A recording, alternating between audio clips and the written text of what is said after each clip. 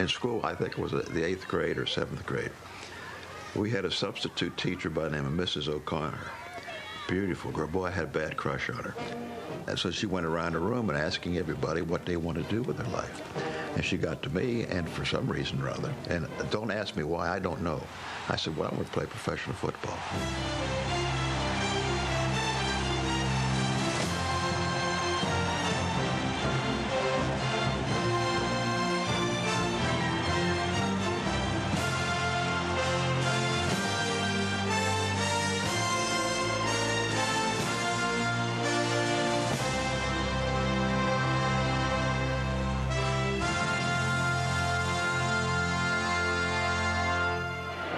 Favorite quarterback of all times. I love it.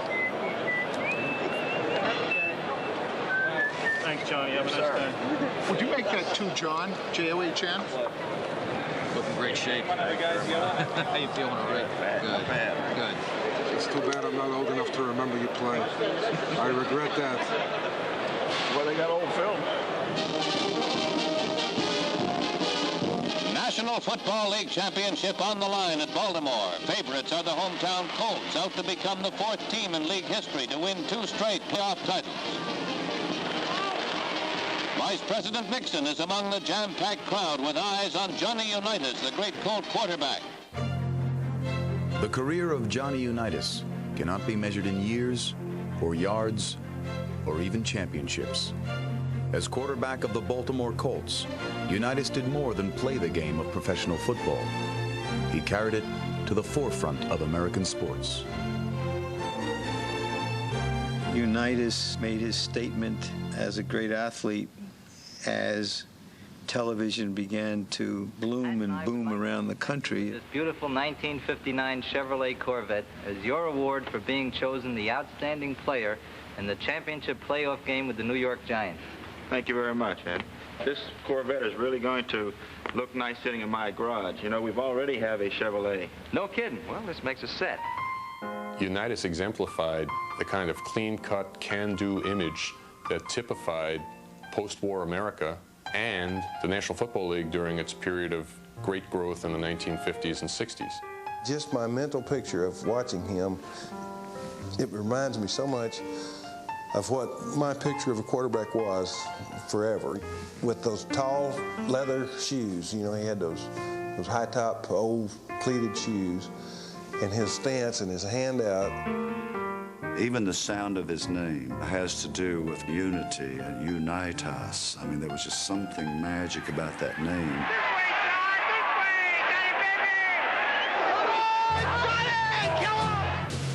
Unitas was the first quarterback to pass for 40,000 yards. His 290 touchdown passes still ranks 3rd all time. For 18 seasons, he defined the game's most challenging position. There maybe were passers who could throw the ball better. Maybe there were quarterbacks who could handle it better. There were some who could run it better. There were never any who could do all the things at the high level of achievement that Unitas could do.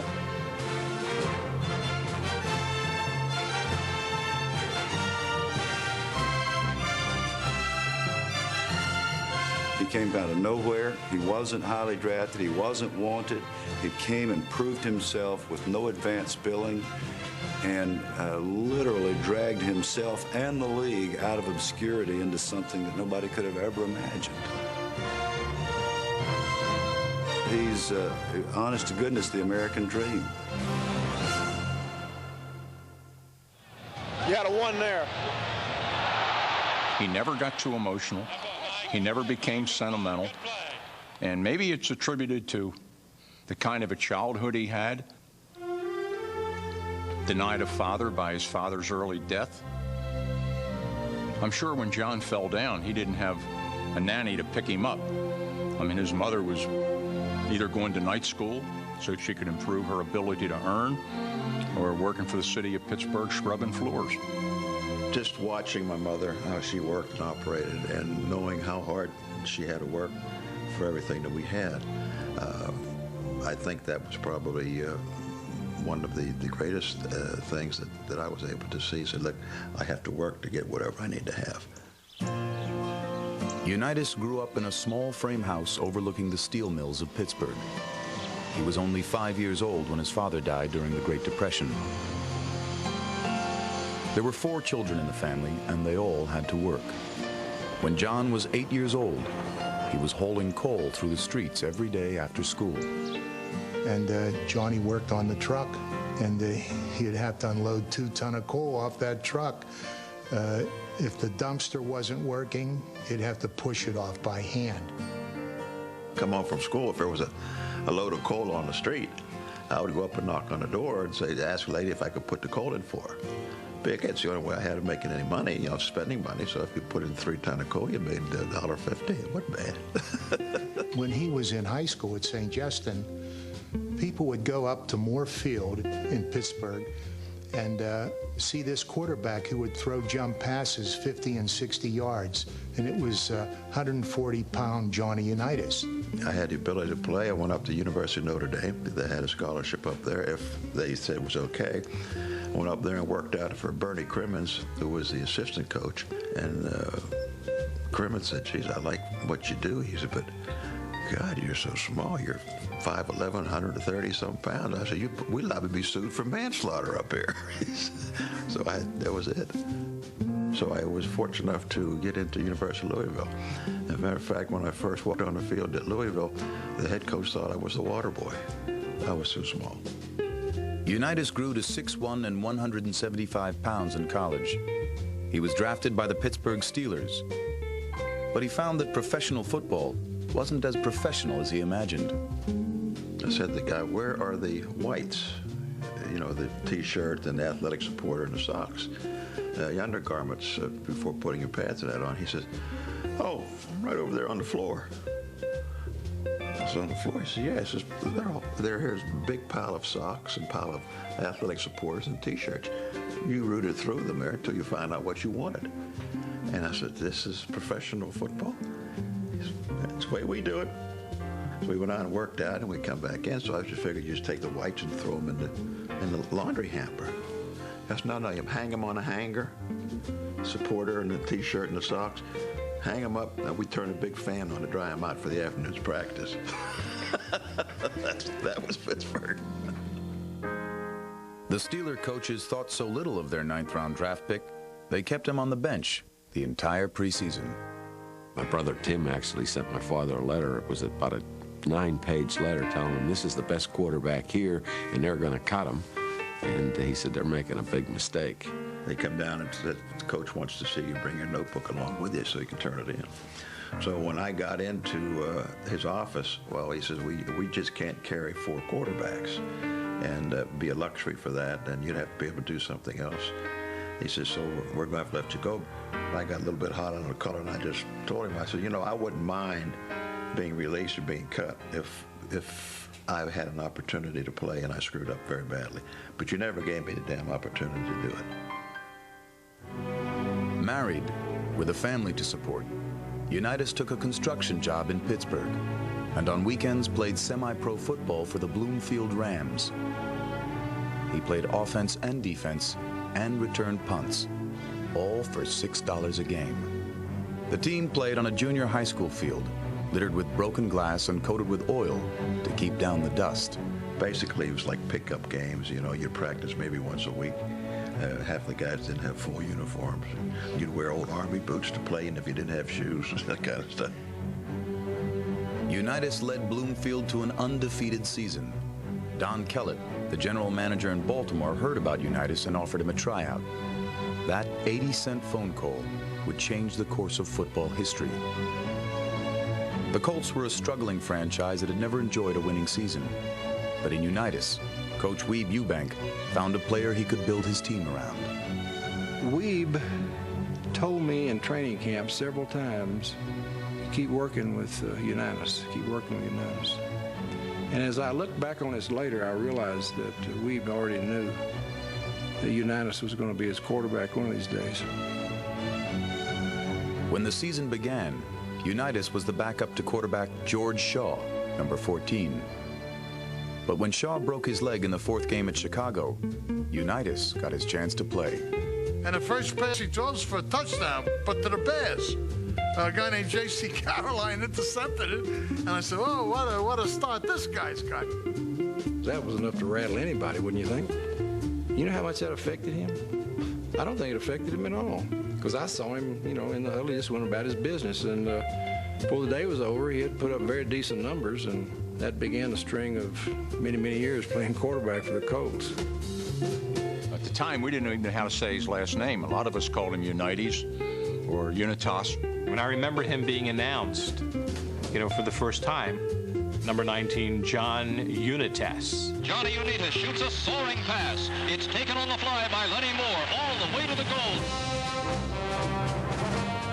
When we started throwing the ball over 20 times, I remember reading in the newspaper where they said, well, if you got to throw the ball over 20 times, you're going to lose the game most of the time. Well, then he started throwing the ball over 30 times some games, and they said, oh, my God, the game is being ruined. Playing at home, the Colts' Johnny Unitas gives the Chicago Bears a lesson in the art of forward passing. Lenny Moore, the receiver, 66 yards on the play. You thought that there was no way to stop him. He projected that kind of dominance. It was sort of like Ted Williams. I was always surprised when Ted Williams made an out. I would be surprised if Johnny Unitas needed to make a first down, that he wouldn't make it. This one's tricky. Unitas to Alan Amici, who returns the ball. And Unitas gets off another touchdown pass, this time to Ray Berry.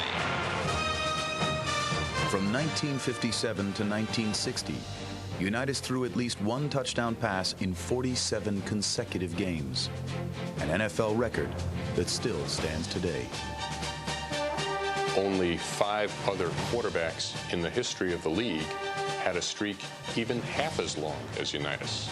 So there's 5 guys clustered between 24 and 30, and then there's Unitas standing alone at 47. You know, I never knew that I was throwing touchdown passes in every ball game and setting some kind of a record. Who knows? I don't look at the record books. Did we win? That's all I care about. Everybody knew that he had only one purpose, this win. And it affected our whole football team. It was one reason why he was a great leader. But he also had a demeanor about him that was interesting, because if Unitas would throw a touchdown to win the game, and you'd see him walking off the field, or if they would lose the game, you couldn't tell the difference. He would just kind of go off the field in the same way. He never exhibited any kind of real emotion. I get emotional over kids and animals, more so than football. I've never been a rah-rah type individual. I think John is like a loner. I think you got to be a good quarterback. I guess it's something I just probably established a long time back in high school, and that the coach said that you really have to be a little bit aloof from everybody else, even though you want to be friends with them and join in all the different things they like to do. You just can't do it. He sort of stayed apart from us. But, I mean, you'd go out and have a beer with him. We'd talk football. We'd give him our ideas. He'd throw them back at us. But he always, you know, he had that air about him that was sort of special. It actually sort of endeared you more, that you almost wanted to cheer more, because he didn't throw his hand in the air and, like, you know, carry on. So you almost had to do more. The stadium on 33rd Street had an atmosphere unique in pro football. Each Sunday was like a family gathering, and Unitas was the favorite son. All the blue and white outfits out there with the Colts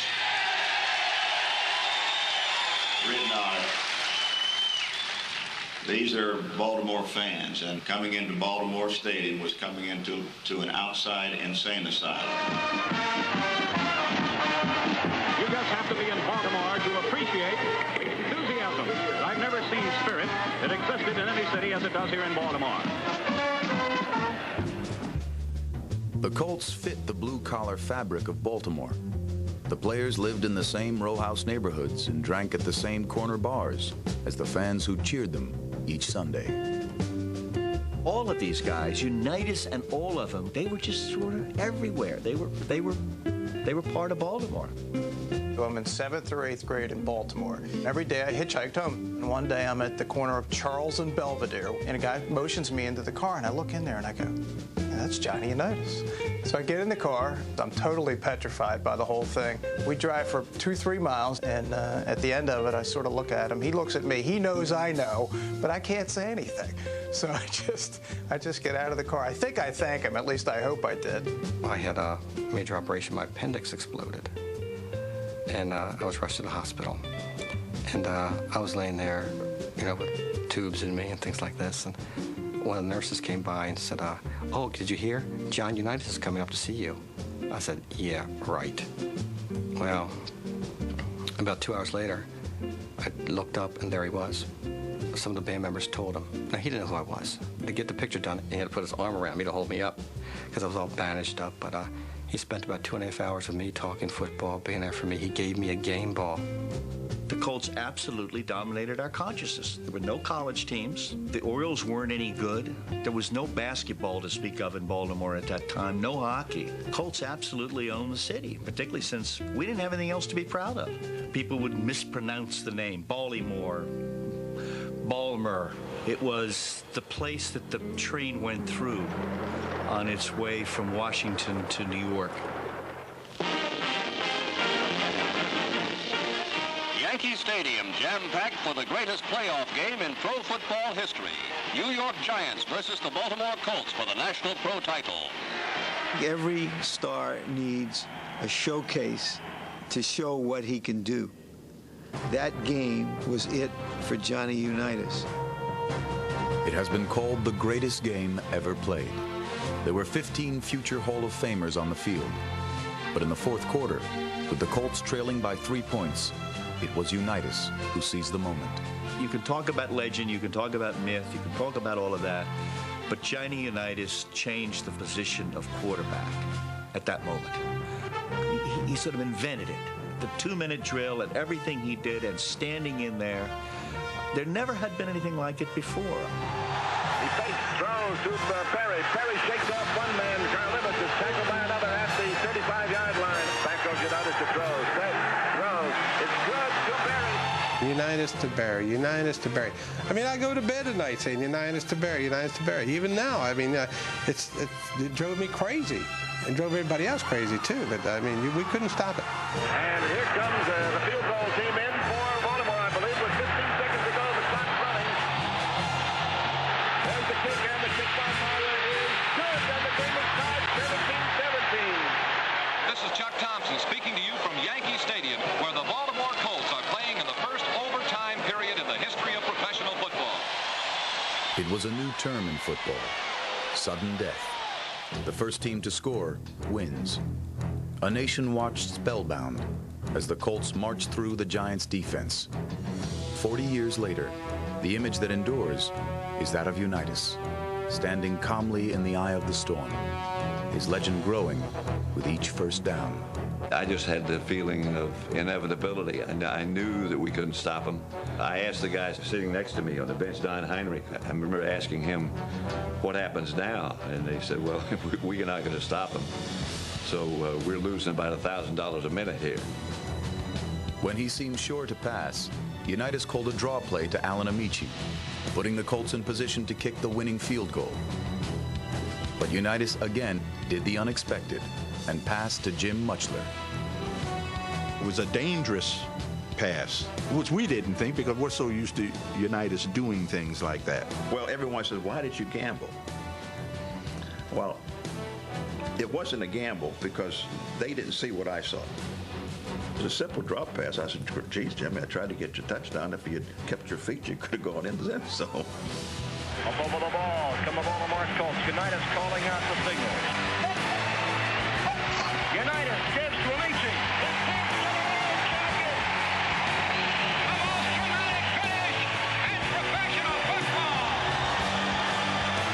That's the end of the game. The final score.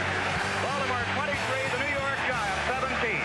John, congratulations. I have never seen a greater job in any football game, pro or college, in my life. John, it was just stupendous. Thank you very much, Chuck. My job is made easier by the boys up in front, believe me. The quarterback who just 3 years earlier was operating a pile driver and playing football on the sandlots of Pittsburgh was now a world champion and an authentic American hero. People for whom Johnny Unitas was just a name and a headline suddenly had a reason to see a Unitas under the most dramatic, pressure-filled moments. For them, that was something that attracted them to the game and to him in particular.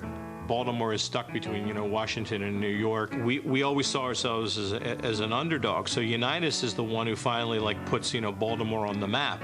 And John was the top personality in a town where steel workers and dock workers, people that worked in smelting pits, a blue-collar town, associated with somebody that wore high tops and worked hard and had a brush cut. John Unitas was a Baltimore icon. During the 1950s, he was also a typical working stiff. He was trying to support his family while pursuing the American dream. During those times, we still had to work. I worked at Bethlehem Steel for a year, cutting steel, jumping up and down, doing everything he wanted me to do. $7,000 wasn't going to take care of 5 kids. I had gone in to talk to Don Kellett, and he said, "What are you want?" I said, "I want $25,000. He says, "Jesus, Mary and Joseph." He said, "I can't talk to you. You got to talk to Carol." And Carol, when he talked, he would sing. But he said, "John, what seems to be the problem with you and Mr. Kellett?" I said, "Well, I really don't have a problem. Mr. Kellett's got the problem, Mr. Rosenblum." He said, "Don," he said, "God, Carol, the kid wants $25,000, for God's sake. We don't pay guys who've been in the league 10 years $25,000. And I said, "Well, wait a minute. Are you paying on the amount of years you spend in the league or the ability to get the job done?" And it was dead silence. And Rosenblum started laughing and says, "I think he's got you." The two most revered sports heroes in this city are Johnny Unitas and Brooks Robinson. They were terrific players, but they lived in the community, became part of the community. I've had many people walk up to me and say, "Aren't you John Unitas?" And this guy says, "Brooks." I pay attention to him. He said, "Brooks. Brooks Robinson." I said, "Are you talking to me?" He says, "Yeah, man. You're Brooks Robinson, aren't you?" I remember the bowling alleys, the John Unitas bowling lanes. And so we started to actually, bowl. It sort of started a little bit of a fad at that time. Yeah, John Unitas' bowling lanes. I mean, we would never go bowling otherwise. Unitas would always belong to Baltimore.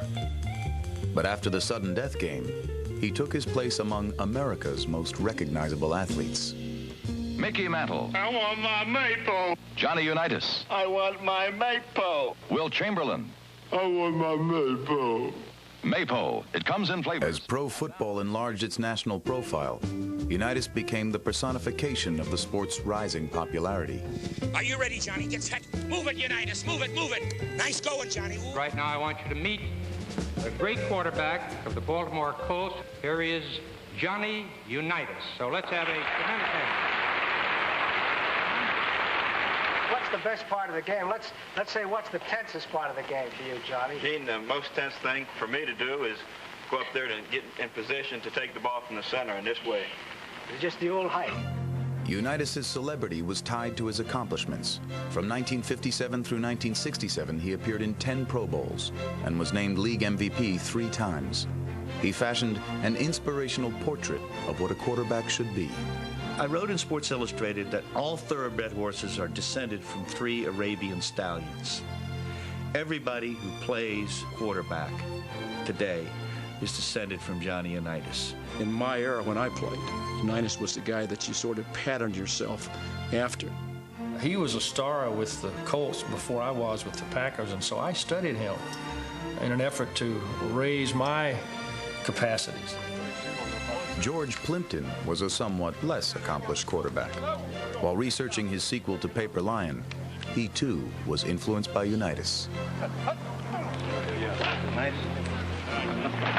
Inevitably, I kept glancing over at John Unitas, as if I could pick up his quarterbacking skills by osmosis.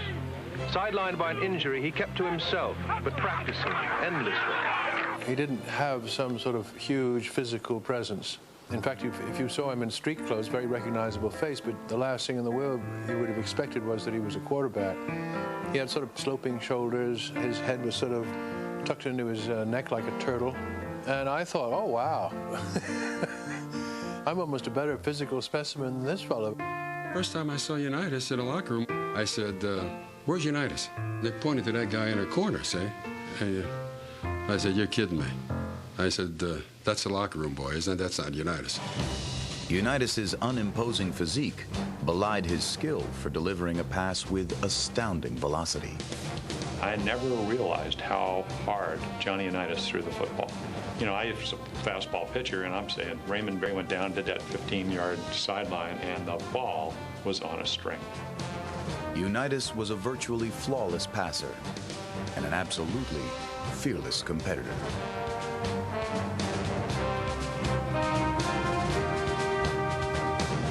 He could throw a block as hard as he threw a pass. His enthusiasm for physical contact was one of his trademarks. He was a guy who would hustle down the field and make a block. If somebody was chasing from behind, he'd cut you down. He played the game not just like a quarterback. He played it like a player. If he threw an interception, he'd go after the guy. It was like, U-S-O-B-U, how dare you do that? And man, there you see those high tops going across the field. He hit people. I mean, to tell you, he was a tough guy. He was cold-blooded. You hear quarterbacks griping and bitching and moaning in the huddle because, you know, we might punch him a little bit on the ground or gouge their eyes a little bit or put dirt in their face or something. You don't hear Unitas don't say nothing. He wipe the dirt off his eyes and he come right back and throw one on you. If you show fear, then you've lost your game. I never worried about that part of it. I figured I could stand in the pocket and they could hit me all day long. It's not going to bug me at all. Unitas's warrior mentality was defined by a 1960 game in Chicago. With 19 seconds remaining, the Colts trailed by 3 points, and Unitas was battered by a Bears blitz. He suffered a split nose and a severely cut upper lip. It was the most physical game I've ever played in. John probably got scars on his face today. He was a mess. He really got hit very severely, and you know, his real blood. You couldn't even look at him face to face, and you kept staring at the ground because he looked so horrible. Like they stepped over his face, and on his face, blood squirting up, and Alex Sandusky reached down and picked up a hand of mud. He thought to pack his nose full of mud, we could stop it from bleeding, but his blood just kept coming. Trainer wanted to take him out, and he says, you know, you take me out, I'll kill you. They didn't take him out. My nose was messed up, my face was bleeding, all that kind of stuff. That's no big deal. I mean, I don't throw with my face. He wound up into a touchdown next play to Lenny Moore in the right corner of the end zone. And that was quite a statement, wasn't it? Blast me in the nose, and I blast you in the end zone. He endured a career-spanning assortment of injuries without complaint. But today, Unitas wants the NFL to compensate him for the disability he claims resulted from an injury to his right arm. This occurred during a 1968 preseason game, when the muscles on Unitas's elbow were completely torn. If I recall, Mackey had to split a double zone or something. He had to pop the ball like that, which he did. John caught it and went 80 yards for a touchdown, and Unitas comes off like this. So, you know, usually he bangs his finger on my headgear or something, and I said, what do you got? He said, I don't know, this thing feels like it's torn or something. They didn't realize that what had happened was that the two tendons that hold the elbow, the upper and lower arm together, were torn off the bone, and that they just laid in there for 30 years. And it just, within the last year and a half, and now's when the things just came to fruition, that I lost all the strength in my fingers. I can't use my index finger or my thumb, so practically I'm a left-handed person with most everything I do now. The atrophy that's set in, he can't pick up a half a pound with his right hand. When he goes out and tries to play golf, he has a golf glove with Velcro on it to hold his hand on the club so it doesn't fall off, because he hasn't got the strength to do it. Today, Unitas's great right hand is so weak he can hardly write his name and can't button his shirt. Yet the National Football League is rejecting his disability claim. To turn its back on a man who helped make the NFL as popular and as rich as it is today is an act of outrageous ingratitude. Everybody feels pretty bad that Mr. Unitas isn't happy with the benefits he's getting. He's already receiving retirement benefits. The NFL Player Plans, for which I'm the lawyer, pays disability benefits for people who are unable to work. So you can't get both the retirement benefit and the disability benefit. Even his own doctors say that he is not prevented from working, despite his very real physical problems. The federal government regulates pension plans pretty closely, and one of my unfortunate jobs as a lawyer is to have to advise them that it would violate federal law to pay extra benefits to Mr. Unitas. Every player that's played the game who has any type of injury is going to end up with some form of arthritis in their latter years. And one of my statements to the Players Association is to go into the next negotiations with the owners and fight for insurance for latter part of your lifetime, 50, 55, 60, when things start really happening to you. There is no such animal at this point. He's alienated now from the National Football League. He doesn't like a lot of things that go on there. For the ceremonial coin toss of Super Bowl 33, the NFL invited participants from the 1958 championship game to serve as honorary captains. But Unitas was conspicuous in his absence. Despite the personal appeals of a league vice president, the man who symbolized Colts football did not attend. Instead, he honored a prior commitment to appear at a card show. I said, I have an obligation that I've already agreed to do for the Super Bowl for the people in Canada. And he said, well, cancel it. I said, well, no, I can't cancel it. I says, it's a valuable item to me. I says, does the NFL want to pick up what I'm going to be getting up there? Of course not. I said, well, very simple. I can't do it. Players were there. The only one they mentioned was Gino Marchetti. Gino, would you please toss the coin? Didn't look like much of a ceremony without John Unitas there.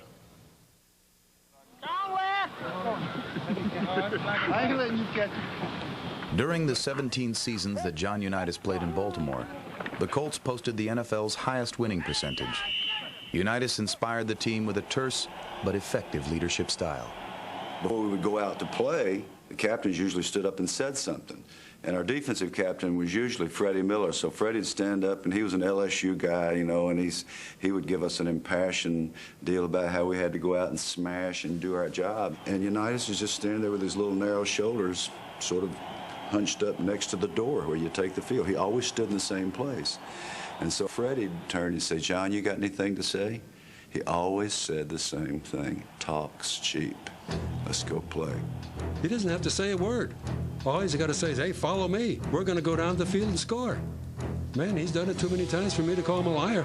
I'm following him. Out left, split right, zone pass, right, unwanted. I mean, I look over there and there's blood all over his face and his nose is broken again. He just looks at me and he says, 79. Well, I knew that meant 79 was the guy I was supposed to block. So I would say something like, I'll get him. The most dominating moment I can recall was him stepping in the huddle with a wide receiver who had run the wrong route and looking him in the eye and just motioning him to the sideline. He stepped out and he said, Shula, send me a receiver that knows the routes. Get him out. I don't want him. He hit me right in my hands and I dropped the ball. Well, the whole place went ballistic.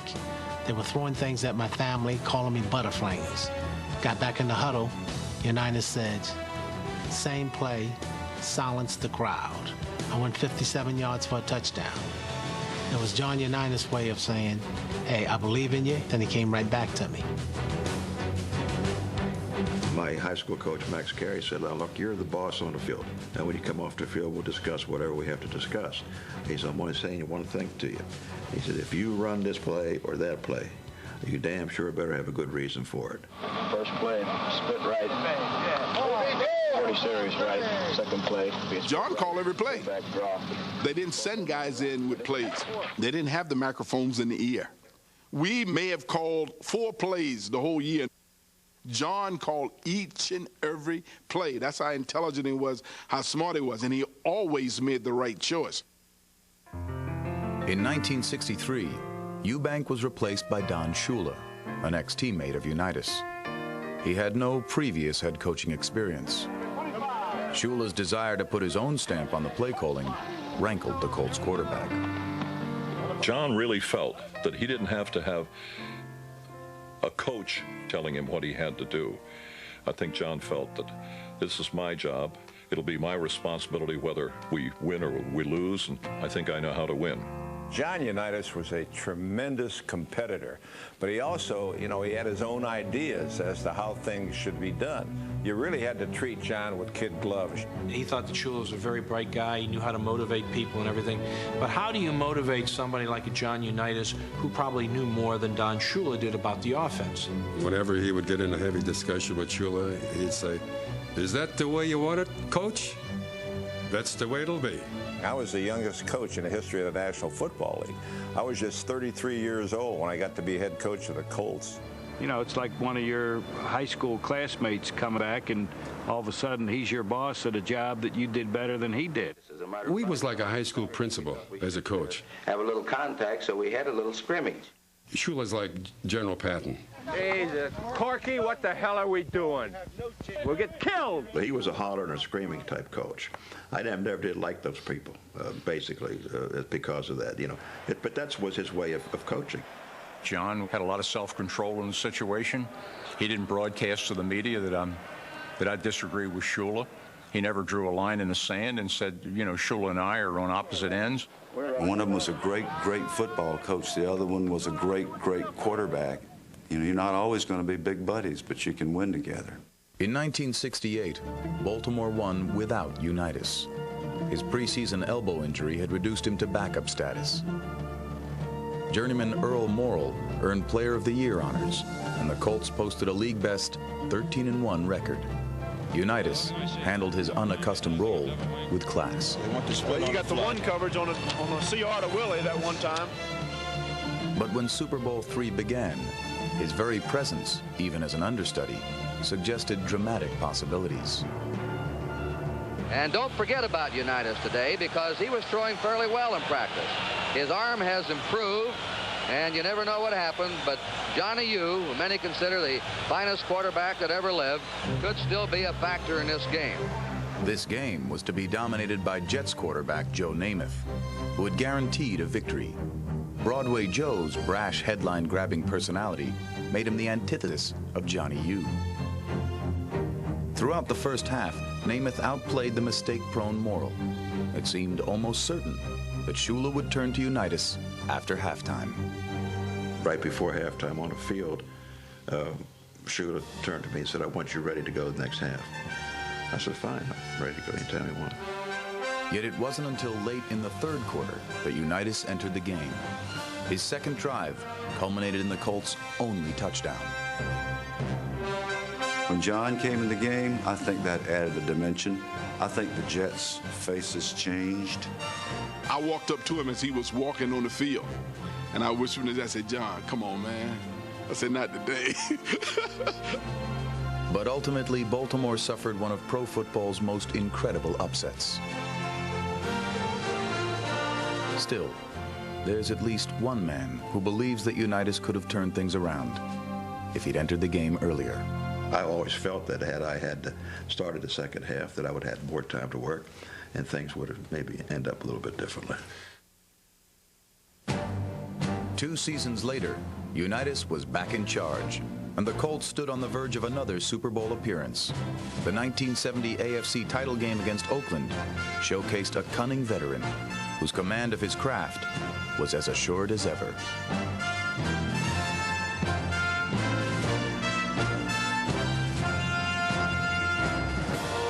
A 27-17 victory demonstrated that the legendary Golden Arm had lost some of its luster, but number 19 was getting by just fine on guile and grit. John, in terms of your physical ability, how much are you now what you were 10 years ago? How much are you 10 years ago that you were? Oh, I don't know, 70%. You're pretty good. You're less than that? No, I'm 85. Greater? Well, I don't have have as strong an arm as I once had. That's understandable. It's a matter of knowledge and how to use it now. Here's a guy who span of championships as a starting quarterback started with the 1958 title game and finished in January of '71 in Super Bowl V. That's a tremendous lifespan. Just think of it in terms of the space age. In '58, we weren't even off the ground yet. By '71, we'd already sent a guy to the moon and back. We'd sent a couple more guys to the moon, and people were tired of it. In Super Bowl V, Unitas lacked a good fastball, but he threw a junk pitch for a strike. A deflected pass was transformed into a 75-yard touchdown by John Mackey, number 88. But before halftime, Unitas suffered badly bruised ribs and spent the rest of the day on the sidelines. He would earn his third championship ring, but it was Earl Morrall who engineered the game-winning drive. A torn Achilles tendon hampered Unitas in 1971. But those who felt he should hang up those famed black high tops didn't count on his remarkable resiliency. By week 10, Unitas was the starter once again, and Baltimore finished the season in yet another AFC title game. It was amazing to everybody because we didn't think that we had a chance for him to come back. He's a man on crutches, and all of a sudden he starts playing like the Unitas of old. The Unitas of old belonged more to memory than to the moment. But when Joe Namath visited Baltimore in 1972, Unitas shouted a resounding last hurrah. In what became known as the shootout, the two quarterbacks combined for an NFL record 872 passing yards. At age 39, Unitas achieved personal bests for attempts and completions. But Namath threw for 6 touchdowns in a seesaw battle won by the Jets, 44-34.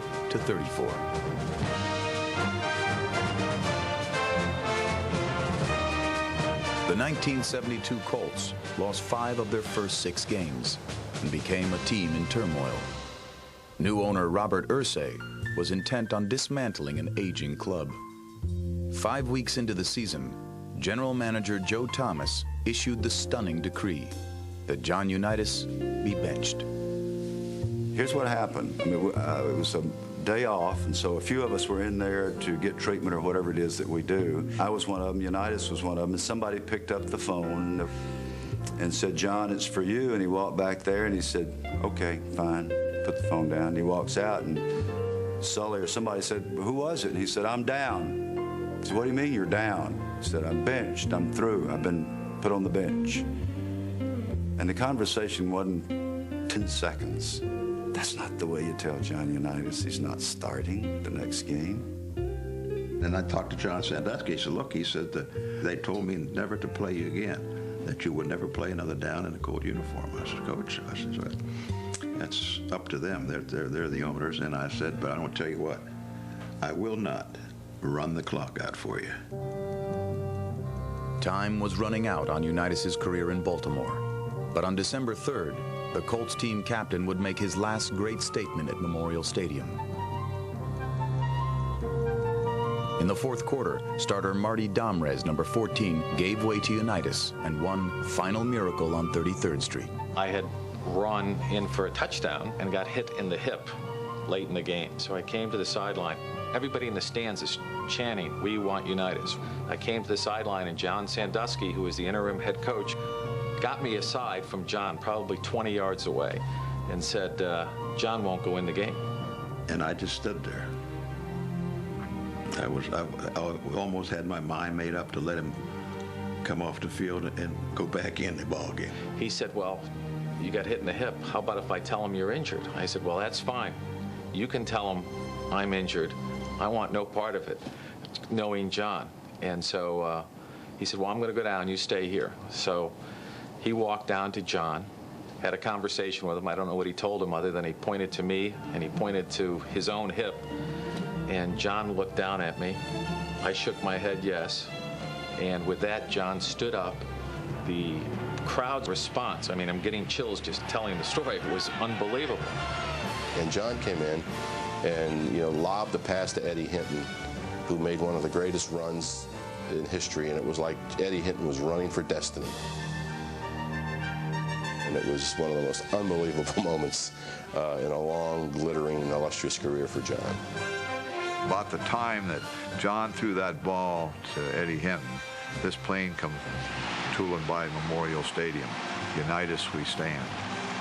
And I'll tell you, if I've ever heard that stadium really erupt, it really did then. Everyone was on their feet, cheering. I wasn't there for Ted Williams' last at-bat, but I'm sure it was very similar to that moment in sports history when Williams hit a home run in his last at-bat. It was the highlight of my NFL career. That moment was just spectacular, and the entire community responded to the legend coming into the game and showed the warmth and appreciation they had for him as the greatest quarterback in NFL history. In 1973, 40-year-old John Unitas was sold to the San Diego Chargers for $150,000. I think everything about the situation here was alien to John. He was coming from the East. To me, he's almost like a prototype Easterner. And here he was plunked down in this very laid-back Southern California community. I never felt that John Unitas was comfortable here. After practice, I had a bunch of guys going into this one room. Well, you know, usually the guys are going to have a beer or something like that, so I figured I'd go knock on the door and see what's going on. And well, I knocked on the door, and she became deathly silent, you know, and I couldn't get in. And finally, one of the players came to the door and opened it up. After I knocked a couple more times, I said, "You guys have a beer in here or anything?" "Yeah, man, yeah, you come on in." So I walked in. There's about 15 guys in there. So I sat down, and I figured, well, just shoot the breeze here for a while. And they had all the windows open, so we were sitting there talking about football and everything else in the football team. And all of a sudden, I see one guy lights up a cigarette. I have no problem with that. People smoke all the time.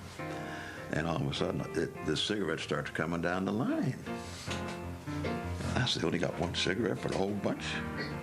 You know? And then all of a sudden, the big light bulb lights up over here, you know. I said, "Oh, excuse me, guys, I'm in the wrong room." I put it out the door. You know, a guy misses a ball here, and then he misses another one, and Unitas would say something like, "Well, no wonder he's up smoking rope in his room all night." He hated the whole situation. I mean, because, you know, this is a man who know how to win. You know, he was disappointed in the system we had. And you still out there with the same old dumb plays and doing the same old dumb things. There's nothing going to change. They were a team at that point that had to be rebuilt, and then you're not going to rebuild with a 40-year-old quarterback, no matter how much of a god he is. The season's fourth week saw Unitas make his first ever NFL start in Pittsburgh. But the homecoming was hardly a happy one. He absorbed a vicious pounding and was eventually replaced by Dan Faust. Unitas never started another game, and 1 year later, he retired from professional football. For the past 18 years, my job in professional football has been on the field. But this year, I have a new role to fill, part of which is to host NFL Playbook. Unitas spent 6 seasons with CBS as an NFL commentator. With a guy like John, when he was playing, you just sort of run over there and give him a little slap on the face and he'd fall there. And now let's get back to the He never took his new role seriously, especially when he provided color commentary for a Disney version of pro football. Uh-oh, a little confusion down there. The mule has romped onto the field. How about this way? There's no way! Ladies and gentlemen, may I have your attention, please? The rule book does not define the word player. And as you say, Pepper, there's no way. 5 years after his retirement, Unitas proved that what he still did best was compete. In 1978, they had a touch football game to celebrate the 20th anniversary of the sudden death game in Central Park, and it was basically a picnic. And they had about 6 to a side, two-handed touch. Giants couldn't cover Raymond Berry in 58, and they couldn't in 78. John got in the huddle, started calling plays with the exact terminology that he used in 1958, and was throwing darts all over the field, and they killed the Giants, and he took it completely seriously. While he was on the football field, he was there to win. He's intercepted by Unitas. He swings to the far sideline. I mean, they're to have a good time, and the best way to have a good time is to win. nothing good about losing. I don't care what it is. Checkers, marbles. Life after the NFL hasn't always been easy for Unitas. But today he is in demand for personal appearances at card shows and trade shows all across North America. At home games for Baltimore's new NFL franchise, he serves as a symbol of the town's proud pro football tradition. His trademark resiliency has enabled him to rebound from numerous health problems. By turning his legend into a valuable asset, he has recovered from several business setbacks. He should have had a post-career like DiMaggio's. He should have been able to have a few endorsements and to bask in what he achieved. And again, it's against his nature. From the way he grew up, all he wants to do is be able to earn a living. But I just don't think he got a lot of breaks. We're replacing our pitcher with you now. Oh, my God. That had to be very difficult for an athlete to have so many different ventures that really didn't come through the way he hoped that they would come through. But John, when that trouble was over, he never looked back.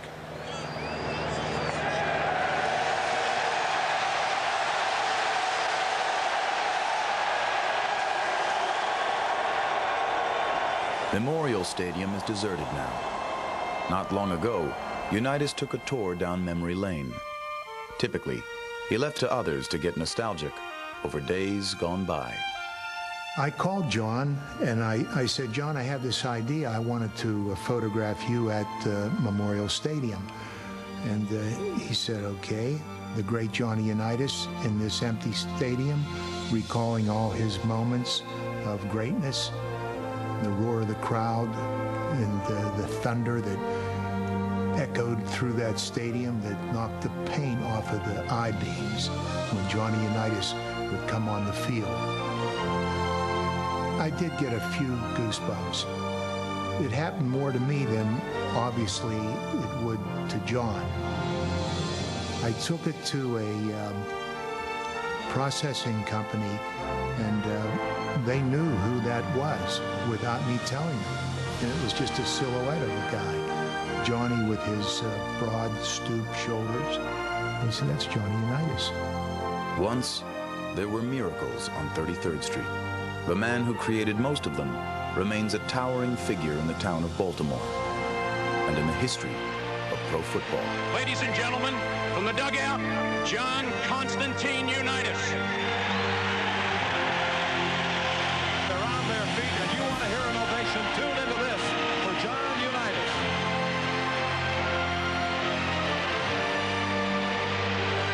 John acknowledges the crowd, and I'm sure we'll get a few remarks. And if I know Unitas, there'll be a very few remarks. He has never been a loquacious man, never been a wordy man.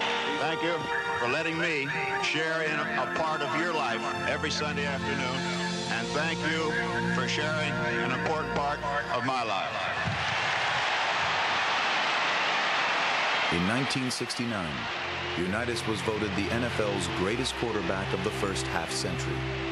25 years later, he was selected to the league's all-time team. You close your eyes and think of quarterbacks, that's the only one that really comes to mind. That wonderful generalship, command is what we will think of him. And maybe that's all that's necessary. Maybe that's enough.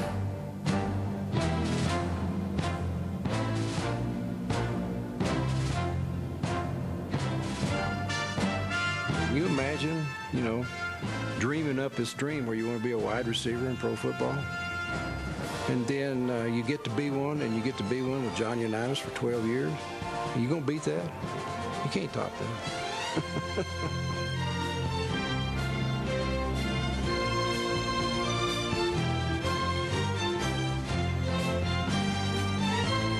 John's the real deal.